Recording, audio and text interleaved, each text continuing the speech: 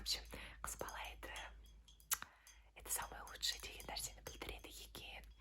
Жалпы Құран деген субханалла андай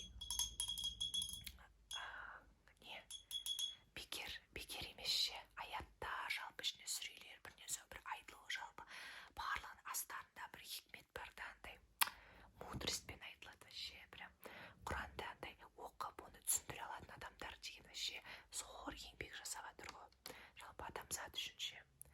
Машалла. Да. Так что солай. Альхамдулилля. Так.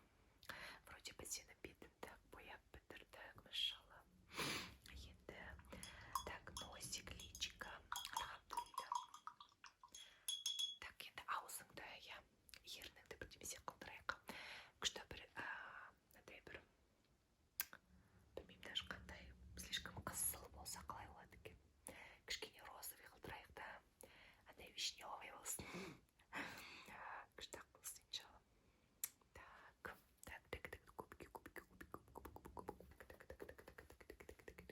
Әдемі ерім болады. Давай.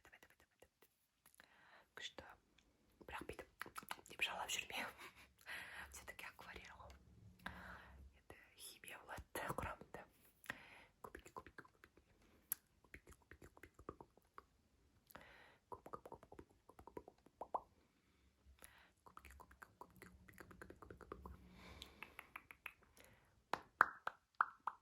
Альхамдулилля. Машалла. Вроде бы все, альхамдулилля.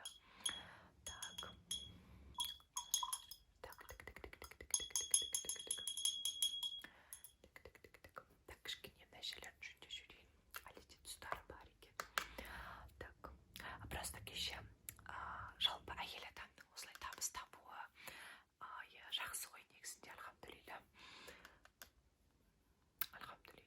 Балдар уже қазір күз кезі, уже хочется чем-то заняться, я уже балдардан бөтен бірдемемен айналысқым келеді, потому что балдар уже өсті ғой. Альхамдулилля, самостоятельно болады, уже сен оларға керек емессің ше. Альхамдулилля. Сол себептен жұмыс жаса, любой өзіңе ұнайтын нәрсемен. Альхамдулилля.